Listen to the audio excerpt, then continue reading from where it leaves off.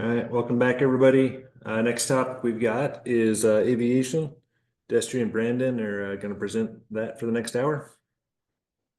You ready to go, Destry?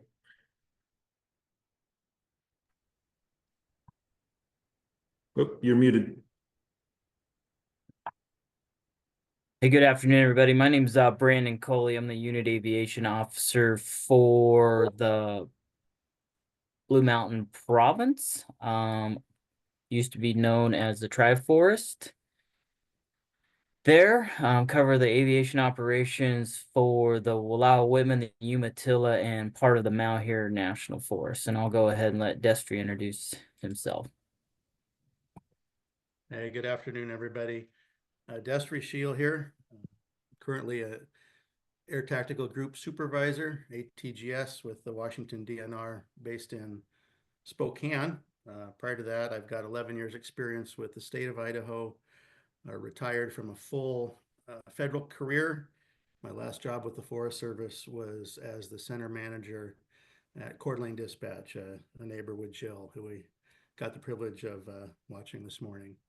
And I believe that Brandon's going to cover the first handful of slides, and then when we get into some state-oriented topics, he'll throw it back to me. Real quick, you guys, we're seeing the presenter's side of the presentation, or actually just the straight slides with notes.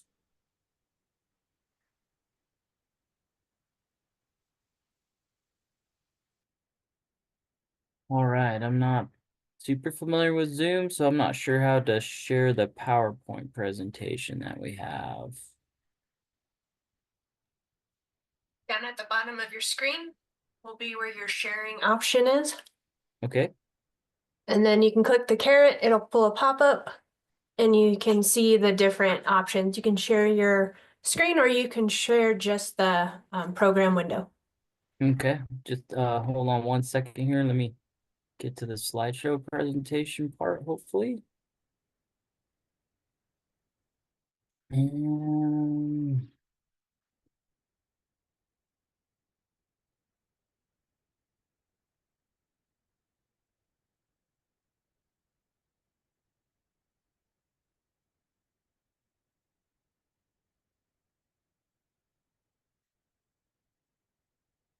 apologize, folks, for the technical difficulties here.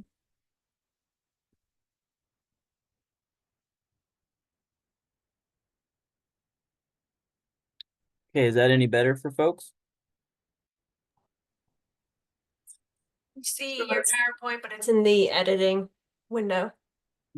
And if you just hit the presentation start, it should go to those slides. Now go up to the top of your screen where it says display settings and hit switch. Yep, hit switch, swap, hit that right there.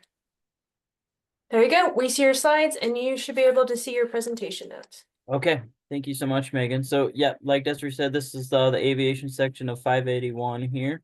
So we've obviously got a few objectives we'll just put up on the screen here. So what we're going to try to do is identify some sources of aviation policy for both state, federal agencies. Just grab and discuss elements found in national, regional, and local aviation plans, and hopefully be able to describe how all of those are tiered off one another, or it should be, at least on the Forest Service side, and how they feed into each other.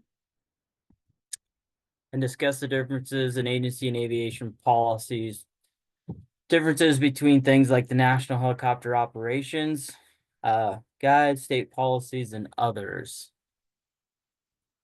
In addition, we're going to describe and discuss some mission or project aviation safety plans, depending on whether you're a Forest Service employee or, say, a BLM side, and that's where the difference between a MASP and a PASP comes into play. They're essentially an interagency document, at least here in Region 6, that we utilize across the different federal agency sides. We're also going to try to identify some roles and responsibilities and authorities of agency administrators and fire program managers in applying aviation policy.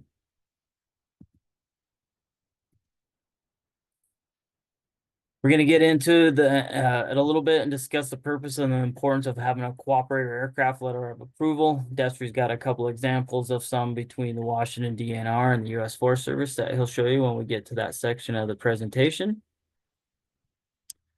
So a lot of that stuff comes from a variety of different rules and regulations, and a lot of that because we're talking about aviation. Most of our documents refer to FAA regulations, and so you guys can see on this slide a bunch of the overarching laws associated with things like international civil aviation organizations, FAA and the NTSB, the federal aviation regulations and acquisition regulations that we use. I mean, Office of Management and Budget. When you start getting into the state stuff, specifically, you know, in Oregon, it's the revised statutes. And then we also have our own individual land management agency aviation policies, and then federal property management regulations. So quite a bit of these plans, policies and stuff, they're all tied to different things that some of them aren't just specific to overall agencies. And then obviously, again, like I mentioned, the FAA plays a huge role in our contracting language. So a lot of that stuff ties back into that. Where is interagency aviation policy found? For Forest Service, it's found in the Forest Service Manual of 5700, 510917, and the National Aviation Safety and Management Plan.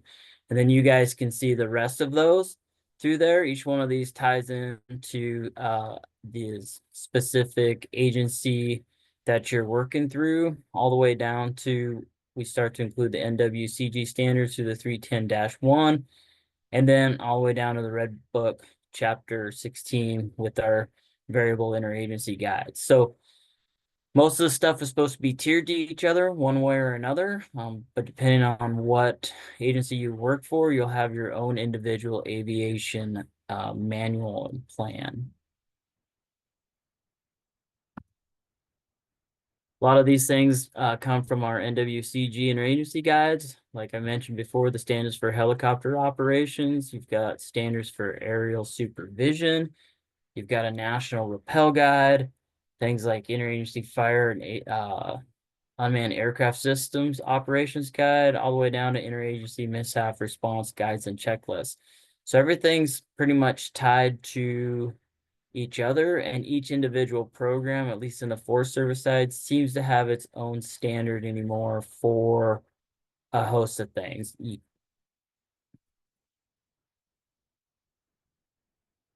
Some more examples, right? An aerial ignition guide, airspace coordination guide, air tanker base operations, aviation transports of hazardous materials.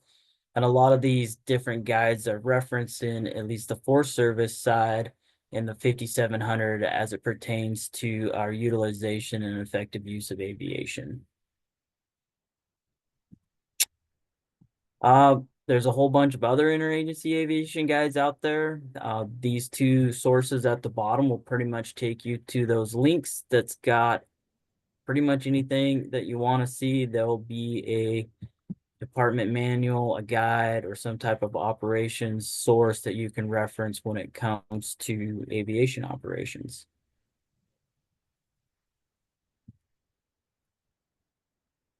Hey, Brandon, I think in the interest of efficiency, we'll just let you keep the share, and I'll go old school and ask you to advance the slides. Will that work for you? Absolutely, bud. All right, appreciate it. So just like the feds, the states have their own policy sources. And one nice thing for us is that even though the states do things a lot different as far as what their end product looks like and how many aircraft they're able to field during fire season and what roles and responsibilities they assign to those aircraft, the framework between states is often real similar. There's a lot of similarities. And so with Washington as our example here, we've got the legal framework that actually establishes the agency and that gives the agency the roles and responsibilities in fire suppression. That's those first couple of bullet statements there. The next couple of bullet statements, you start to see the word interagency, and something that the states all have in common is that they lean heavily on the interagency documents. All those standards that Brandon mentioned, like the standards for aerial supervision, the standards for helicopter operations. The majority of states aren't interested in reinventing the wheel, and there's a lot of good information in those federal standards that they rely on. Now, they don't always make them policy, and we'll talk about that in a future slide and what that means, some of the differences. And as you saw in our objectives, one of our objectives for this short presentation is to really call attention to some of those differences. What makes state aviation different? And so we'll hit on there. The next interagency piece you see there is cooperator letters. We'll talk about those and what makes them meaningful and important. Pilot carding and inspection, why it is that the states rely heavily on that system. And then the third piece that you'll see in any state's framework is that bottom piece, the internal policies and operational guides that each state has to describe their operation and the rules and the ways they operate to make it smooth. And so we'll talk a little bit more about that. Next slide, please, Brandon. So here's an example of an individual state's policy document. This is the DNR Aviation Operations Plan and Standards. This is updated at least annually, if not a little bit more frequently than that, especially as fire season, kind of that spring training phase rolls on, right? This covers all elements of the DNR fire aviation program. And I know we have a number of DNR folks in the student group. If this is something you don't have access to, we're centralized, and aviation's part of the division, and this might not be in a J drive or a SharePoint that you've got access to. If you'd like to see a copy of this, just flip me an email, and I'd be happy to kick it to you. I've got a standard DNR email with the first and last. The next slide.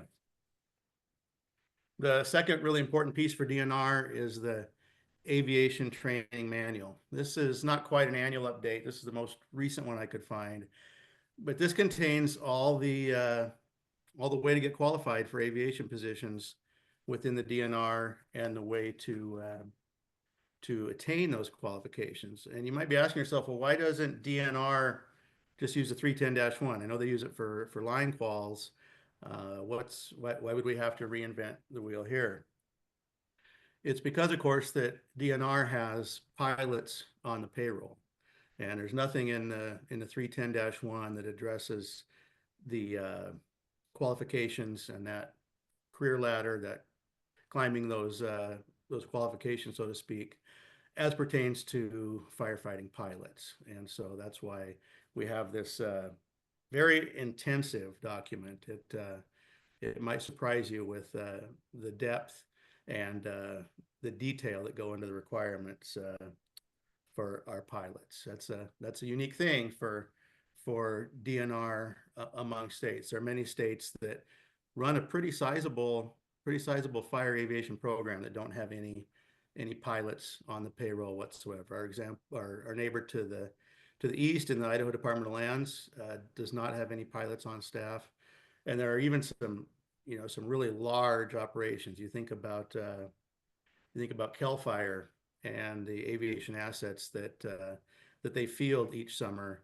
The majority of those assets are flown by contract pilots, not employees, and so that's why this is an important piece of the puzzle for DNR. Next slide. So here's an excerpt from that first document, the aviation standards for DNR, and I'd really like you to pay attention to the second sentence in that first paragraph. Federal guides are not DNR policy, and DNR uses these as guides to establish its own policy, procedures, and guidelines. That excerpt is very, very typical across many of the state fire aviation programs. Well, they say, hey, we appreciate the aerial supervision standards. We appreciate the helicopter standards. We appreciate the standards for air tanker base management, but they're not our policy. They're just standards that we utilize. And why would a state do that? What's the motive there? Well, usually The intent is to allow a given state to undertake a given operation or a given mode that is slightly or even moderately or even largely less restrictive than the federal standards. I'll give you 3 examples, and I know not everybody in the audience is a firefighter or has firefighting background, and maybe even fewer with an aviation background, but everybody's seen a Vietnam movie or two, and they know what a Huey helicopter looks like, a medium helicopter, what we would call in fire a Type 2 helicopter. You can picture that helicopter. I'll give you 3 examples that all pertain to that medium helicopter, where given states are less restrictive with their operations than the federal standards. The federal standards say that for unloading firefighters, unloading passengers, that helicopter has to be firmly on the ground. The state of Idaho has a program they call the Hover Step, the Hover Exit program. They actually borrowed that program from the province of British Columbia. But in a nutshell, without getting into a lot of detail, it allows firefighters to exit those state of Idaho helicopters, state of Idaho medium helicopters, with only one skid on the ground, or maybe with the helicopter hovering a few feet over a grass type fuel that they don't want to get the tail rotor down into. Another example, the federal standards say that medium helicopter has to be crewed with a manager +3 for a total of 4 firefighters on board. In the state of Washington, it's extremely common for a medium helicopter to respond to an incident with less staffing than that. In many cases, maybe just a manager +1. In some cases, maybe just a pilot and a manager. Third example is the federal standards say that federal employees are not allowed to ride in any of those medium helicopters that came up through the FEPP system, the Federal Excess Personal Property System. In other words, aircraft that are hand-me-downs from the military. Federal personnel can't ride in those helicopters. Many states take advantage of that FEP program and are more than comfortable to allow their state employees to ride in those helicopters. Prominent nearby examples would be not only the Washington DNR, but the Montana DNRC as well allows its personnel to ride in those federal excess helicopters. All those examples are examples where the state agency is less restrictive than the federal standards. And when there's deviations between those federal standards and state policy, that's more often than not the mode. It's actually difficult to think of a situation where a state has a more restrictive or a less flexible policy than the federal. All right, next slide. And so just like DNR, ODF kind of has that same 3-tiered framework. Bullet points 1, 4, 5, 7, and 8 there talk about the federal things that ODF tiers down from. You'll notice in bullet points 4 and 5 there, you've got the interagency stuff comes back and rears its head. Things where ODF isn't interested in reinventing the wheel, and they're more than happy to utilize those federal standards and things like that. And you'll notice that third bullet point from the bottom, that's where we start to get into those agency-specific operating plans and things like that. Very similar, kind of a 3-pronged approach to policy. Those establishing things that made the state agency, what we can borrow from the feds, and then our own policy that we adopt as a state. Just like the DNR, Oregon relies on cooperator letters. We'll talk about more of that here in the future. One of the things, again, we're trying to highlight is what makes some of these state programs different. A couple of differences we can talk about on this while this slide is up, is that your typical state program is very centralized. And if you've got your federal background, you're used to having aviation folks and aviation positions and aviation expertise at the Washington office level, and at if you're in the Forest Service, at the regional level, and if you're in the Forest Service all the way down to the forest level, you've got aviation experts and positions. In the BLM, the same thing. You've got at the upper Washington office levels, at the state level, and all the way down to the district and unit level, you've got aviation expertise. In many of the state operations, that expertise is all centralized. And so you folks that speak DNR language, it's in the division. It's not out in the regions. And the experience I have with IDL, the equivalent to a division in IDL is a fire bureau. That's where all the aviation folks are in the state of Idaho, is in the fire bureau. And the areas, which are equivalent to DNR regions, there's no aviation positions out there in the areas. So that centralized thing is important to know when you're dealing with state aviation programs. And another difference, and I'll ask you to remember this when we get towards the end of the presentation and we get back to Brandon, he starts to talk about PASPs, the Project Aviation Safety Plans, is that it's very typical in the state aviation programs for there to be much, much, much less aviation use outside of fire suppression. So folks in the federal agencies are accustomed to seeing, money set aside and plans developed to use helicopters to sling in projects for trail work, or to use helicopters for law enforcement, or forest health flights, wildlife flights. That's much, much, much reduced in state fire operations. In my 3 decades of being either an IDL employee or closely involved with Idaho Department of Lands, I can think of 2 occasions. One was aerial ignition, and one was kind of a demob of an illegal hunting camp that it was time to get rid of. But it's much more the exception than the rule, and there's not a lot of project aviation in many state fire programs. Next slide, please.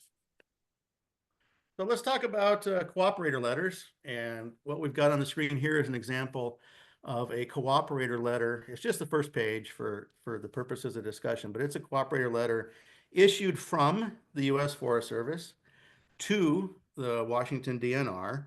And this one allows for the large air tankers, the LATs that are contracted by the DNR to work on federal incidents.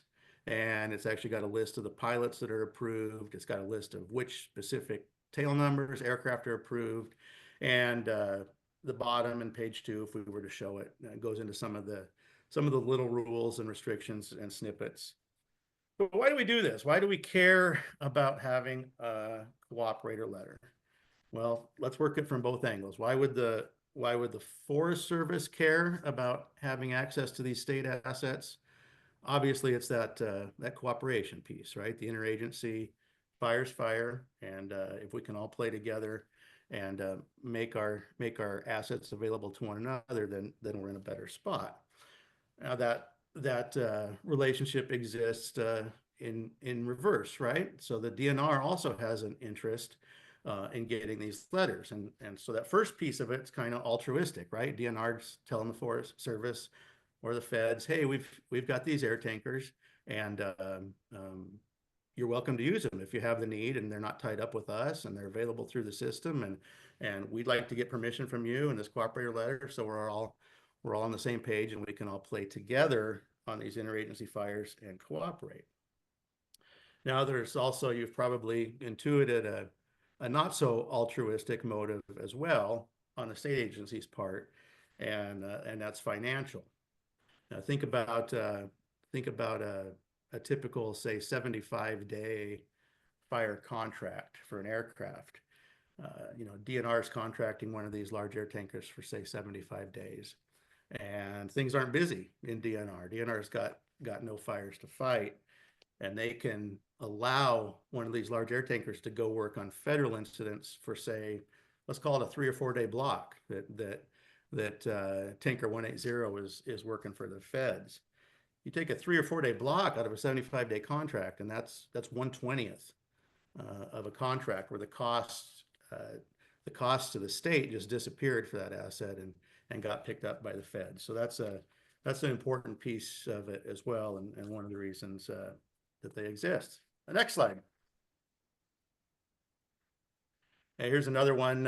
Again, this is issued from the Forest Service to the DNR. And this one allows for the use of the DNR owned helicopters on federal lands. And I don't know if you're going to be able to see it. You might have to grab the presentation off the site and zoom in if you want to see it. But there's language in here that talks about that fact that we're not going to allow federal employees to ride in these DNR helicopters because they're federal excess personal property. And so some of those little tweaks and rules show up inside these letters just to remind us what page we're on. The language will be in there. And you'll also notice that this letter extends, as did the previous one, but I'll just call it to your attention on this one. It extends the use of these aviation assets that are owned by Washington DNR to all federal lands. That's a nice thing that takes place in this interagency realm, is that in most cases, a state agency only needs to get one cooperator letter. And so DNR doesn't have to work with BIA and NPS and BLM each preseason.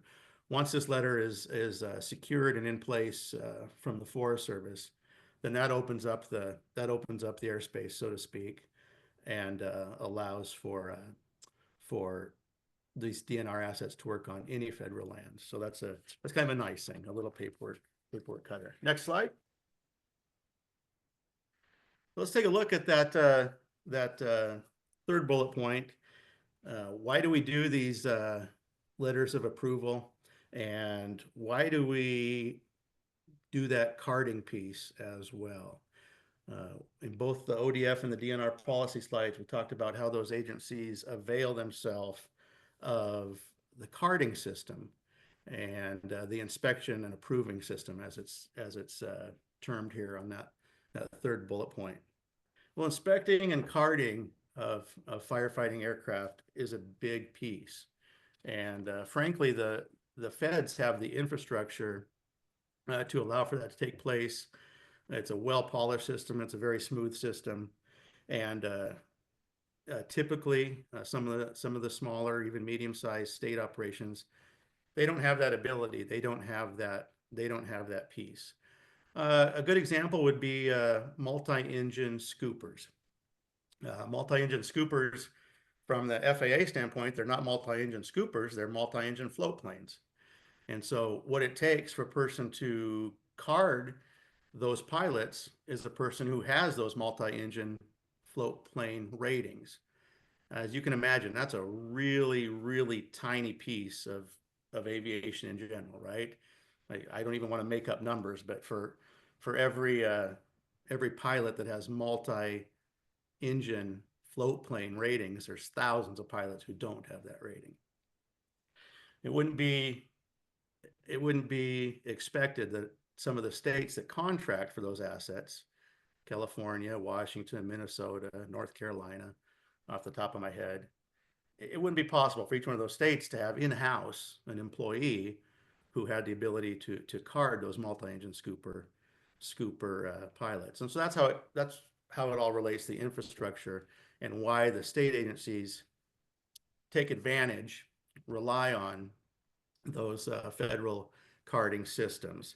Now, how do they do that? How do they rely on that system? How do they take advantage of that system? Often it's through contract language. And so when a state is putting out a solicitation for, say, let's just keep using the multi-engine scoopers. If Washington wants to solicit for 2 multi-engine scoopers, they might include in the request for proposals, hey, if you're going to bid on this, you need to show us your Forest Service cards for the airplanes and show us your Forest Service cards for 6 pilots, just as an example. So that interagency carding and inspection system is taken advantage of through contract language. And again, that final bullet point there about standards for management operation might be less restrictive than the feds. We talked about 3 examples in the Type 2 medium helicopter arena. I'll give you one more. One more might be operational cutoff. You firefighters in the audience know that we typically call that pumpkin time. That's how late in the day can we fly. DNR policy is sunset plus 30 minutes. There are any number of federal entities in the neighborhood. The Nez Perce National Forest is one that comes readily to mind. A couple of the forests in northwestern Montana who use sunset as their cutoff. They don't get the extra 30 minutes. So just another example of where a state policy is less restrictive than what the federal counterpart might be. Next slide. Again, a couple of reasons why we do all this stuff and get these cooperator letters. From the federal standpoint, it's nice to know that when the cooperator aircraft shows up, it meets federal standards, right? It's much better if you're a federal IC and dispatch tells you, hey, you're going to get a couple of air tankers from the state of Idaho. It's nice to know that those air tankers meet federal maintenance requirements. It's nice to know that those pilots meet federal requirements as far as their career path. And it's nice to know that it's, you know, not Billy Bob's seat operation and Billy Bob's 14-year-old grandson flying the seaplane, right? So there's a comfort level that is enhanced as far as the state viewpoint towards, or the federal viewpoint towards the state agencies.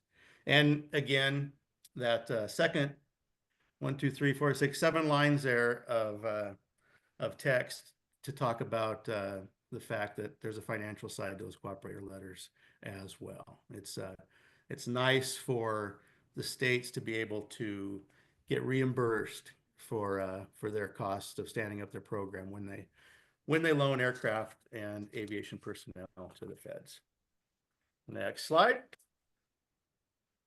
Again, here's another ODF policy slide that snuck in here, and we've got a list of these internal plans, kind of that third piece, that third prong that ODF utilizes. And you'll notice that there's information there about contracts. That's a very, very big piece of aviation management. And especially for you line officers in the audience that are, you know, I can only imagine how much a person's head spins when they find out that they're in charge of not just a fire program, but a program with the complexities of aviation, because it takes a long time to become an expert or something close to an expert in aviation. And here's a little bit of bad news, is that in addition to, you know, all those operational guides, the standards for this, the standards for that, and in addition to the cooperator letters part of thing and the carding and the safety side of things and the policy stuff, contracting is huge in aviation. It's probably a bigger piece of aviation than it is of any other aspect of firefighting. So getting familiar with contracts is very much incumbent on your daily life when you're running a fire program and particularly a fire aviation program. And you know, get familiar with these things. Whoever your partners are, whoever your cooperators are, you know, get to know their aviation program, get to know how they operate. And again, we were charged at the beginning of this with what are those differences? So open up that door in your mind. What are the differences? If I'm running a BLM district in Eastern Washington, and every now and then I'm going to get a lot of aviation asset coming out of the Idaho Department of Lands, what language do they speak? You know, what are their policies? What are their plans? Get familiar with that. I would encourage you to do that. And I think that's the last piece of what I was going to share with you guys. Any questions?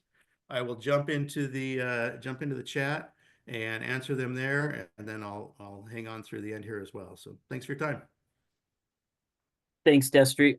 We've got a few slides left on the actual PowerPoint presentation, and then I'll stop sharing and I'll try to pick up or show you guys at least on the National Aviation Safety Management Plan piece, and show you guys how the national plan and the regional plan and the local units from the Forest Service side all are supposed to tie in together with that. But there's a list of essentially the national aviation plans. Like the BLM has one, obviously the Forest Service has ones like I've mentioned, Park Service, BIA, Fish and Wildlife Service. It's like every federal agency states also have their own version of what a national aviation plan looks like.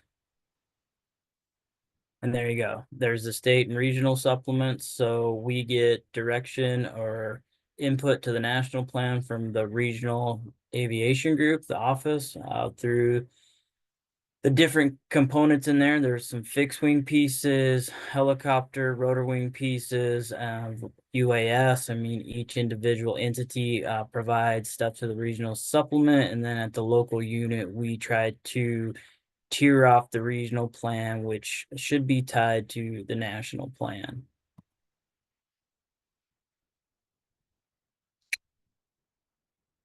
Again, like I'm saying here, the local unit addresses things specific to the local. This says environmental issues. They don't have to be local environmental issues. It could be any local issues, whatever might be needed to be addressed. It'll cover the mishap response plan, which we're currently in the process on the Forest Service side of working through a new one with the safety side of folks called an emergency response plan. And then you've got the multitude of the sub plans, right? Helitack propellers, sea air tankers, smoke jumpers. There's a variety of the folks that just from more of the operation side tie into the overall planning documents, policies, and regulations. We try our best to make sure our local aviation maps are updated. There's obviously an FTP site and multiple places where folks can find this, and this is obviously information we share with incoming aviation resources, just to give them some additional information, maps to try to let them know of the things that are out there to the aviators flying around your local area. And then obviously we try to give everybody the local repeaters and the communication pieces that obviously comes back into the whole dispatch center and the ability to respond to wildland fire incidents and make sure that everybody's on the same page. Like Desiree said, we're going to start getting into the project aviation safety plans. Again, these are agency specific, whether it's a project aviation plan or a mission aviation safety plan. Tends to just depend on whether you're Forest Service or BLM. An aviation plan basically has an overview, right? What are we doing? Who's going to be in charge? What rules are we going to follow?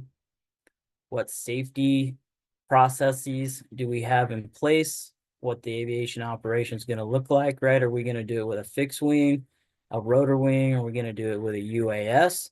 What type of training do those folks that are going to be conducting the aviation operations associated to the plan have to make sure that we're picking up the training side to make that as safe as we can? Airspace coordination. How are we going to coordinate that with the other users that might be using the general airspace? That could be something specific to just even GA traffic, depending on where your project is and what you're doing. Are you going to impact a local airport? Are you going to want to put out a NOTAM or some other correspondence to let folks know that you're doing something, depending on length and duration of the project? How long is that stuff going to be going on, right? Are you going to be flying around backcountry airstrips, those places that are used by GA pilots? What type of security protocols are you going to have in place? Make sure the aircraft's safe overnight, or if you have to park it at an offsite location, facility needs, and then any other appendixes. And then obviously you guys can see there at the bottom, there's the DOI reference associated with it. Any questions on the element of an aviation plan?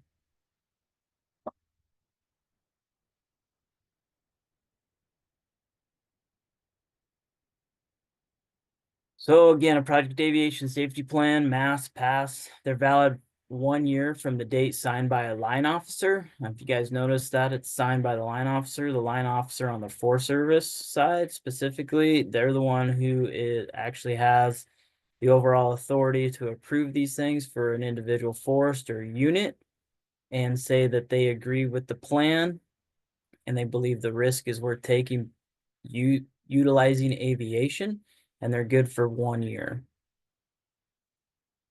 Required for any non-fire or non-emergency project.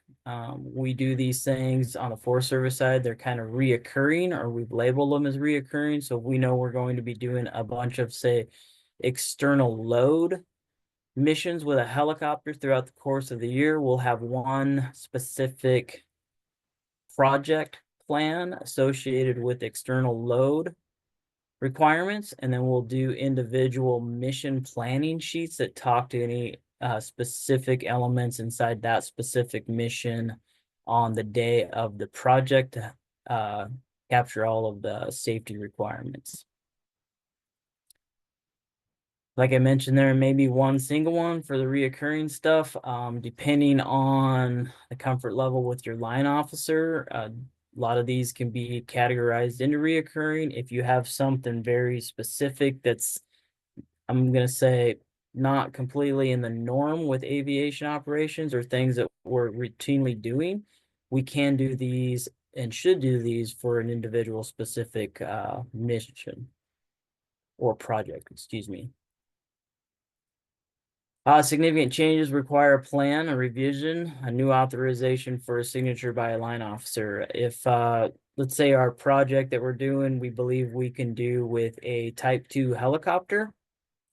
And based on, say, the project materials, we realize that that's not going to be possible and we have to upgrade the helicopter to a Type 1 helicopter. Probably should let the line officer know that we've got a fairly significant plan change in that regard. So that would be some of the things to consider as you're doing projects on your own individual unit or forest. And again, that's specific to the Forest Service, right? Those are the elements that are lined out in the 5700 and our National Aviation Safety Management Plan. We must make sure we capture all those elements before the safety plan can be approved or the project aviation plan can be approved. Some of the required information might not be known until a few weeks out, a few days out. This is where when most of the time these are things like, so we put in an order for a helicopter and we're not sure which helicopter is going to be ordered. So we'd have to put in some of that tail number information. Make sure that the pilot's actually carded for the mission that we're doing to include the aircraft.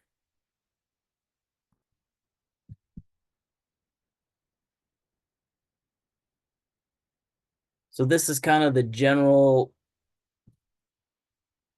safety side for the line officers that they're hoping that your aviation folks are doing for them to get the project or mission aviation safety plan ready for signature, right?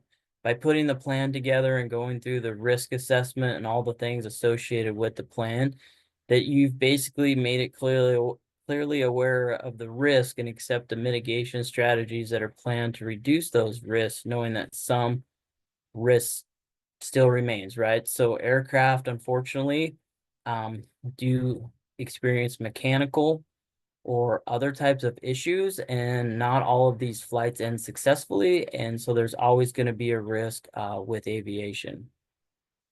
Again, that you're trying to make sure that the benefits outweigh the risks and that each individual line officer knows that there is still going to be some exposure to employees. And basically by signing the plan after reviewing the plan and the steps that we're going through to make sure that the plan is valid, is that the line officers are willing to accept any remaining liability associated with the mission or the project. Line officers and agency administrator roles and responsibilities, right? They're to establish and maintain a safe work environment, purchase PPE, and expend training dollars for employees who fly on fire and non-fire missions, right? And we're expected to make sure that we're also being safe in that work environment. Since the line officer is supporting us, we're going to the training that we need to have to make sure that we're able to do the aviation missions that we're asked on fire and both non-fire missions, right?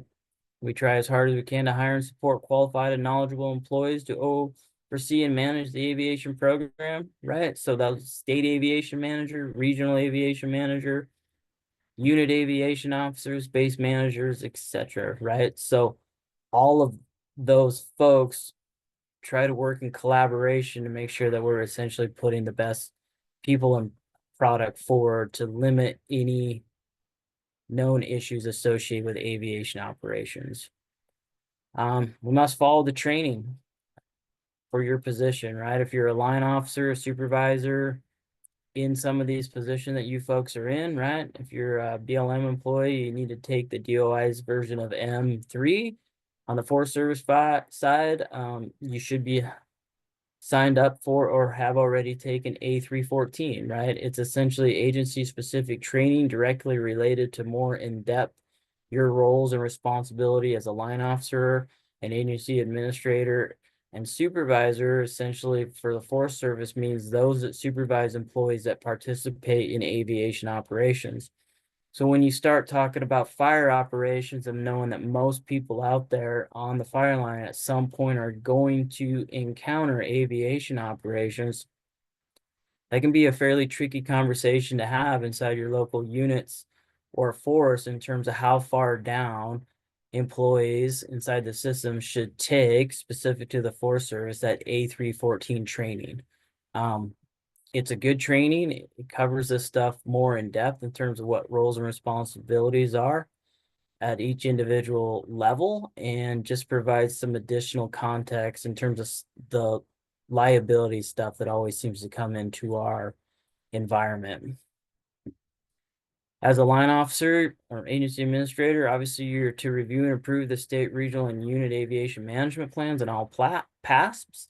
Essentially, depending if you're at that level, right? If you're at the state or regional level, say specific again to the Forest Service, that regional aviation group and those folks associated with that are going to approve the regional plan. Specific to the unit side, that's going to be an individual forest supervisor that's going to look at the plan, especially the unit plan, and make sure that they agree with it. And then obviously all of the project aviation safety plans for mission specific or project specific stuff will be routed through that office to make sure that they concur. Any questions so far?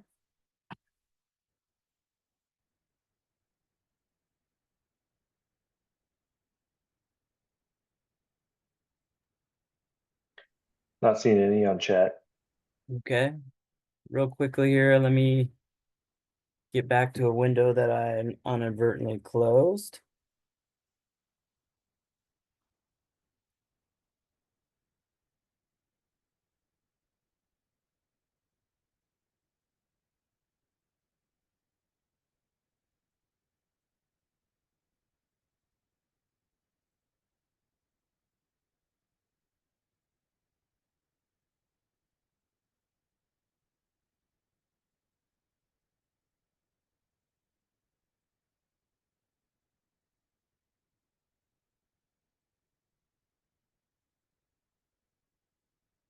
Okay, I'm hoping everybody can see this. So here is, for example, on the Forest Service side, the National Aviation Safety and Management Plan. As you go through this document, you can see here, this is all the folks at the Washington office side, and depending on your role and your contribution to this plan, you can see who's approved this plan, right? Like, so here's Paul Lindsay, the assistant director. There's Alex when he was detailed into the position, and the folks that added information to this plan. As you go down into the regional aviation safety side, there's our regional aviation officer, Chris Schmidt, safety side, Janine Beloger, and then the acting, Kelly Kane, right? And then you get into the local unit stuff, right? So this would be the stuff that's directly related to the Blue Mountain Province or the Malheur, Umatilla, and the Wallowa-Whitman, right? So you can see Station Marks helped me put this together. And then it was signed by Ron Simpson, Nathan Goodrich, and Brett Thomas, the fire staff officers through the three forests, who are essentially the line officers, first or right-hand man person to essentially the line officer, right? And then you get the force supervisors and Sean and Eric that have a chance to review this plan and believe that it's valid and where it should be. From a context standpoint, right? So you get into, I'm just going to use this 1.6 for example, right? So the way the Forest Service does it is here's the black text is from the national office. The regional office provides the stuff in the red text, and then my position as the unit aviation officer for the Blue Mountain province, this is the stuff that I add to the document so that each section is tiered off each other going up through the deal. Right here, the forest supervisors are responsible for ensuring the forest aviation program is based on national regional aviation policy to aid in facilitating the requirements. The forest supervisors rely on their forest staff officers responsible for aviation, which inside the Blue Mountain province area is lists the staff officers and then all the additional manuals that are referenced in terms of producing this document. So, and it covers most of anything and everything that you want to know about a local unit aviation plan. So that's how on the Forest Service side, each individual plan is tiered off each other so that we try to do our best to make sure that we're all operating in the same context. Any questions on that?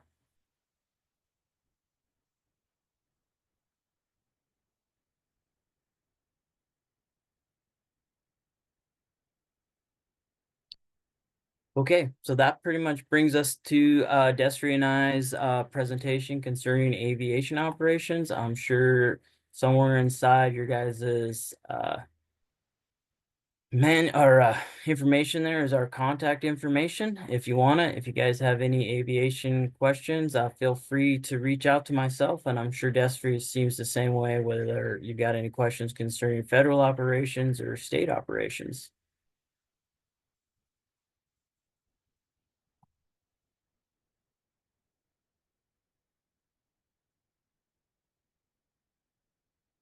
All right, thank you guys so much. Thank you. Great, thanks guys for covering all that with us. Appreciate it. You guys have folks in the class have questions, let's go ahead and post them in the chat and we'll maybe pick those up, later today or catch them tomorrow. So with that, let's do a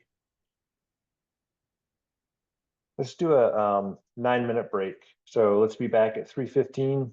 And then we'll get into the in briefing with Eric Attacker and then move into scenarios.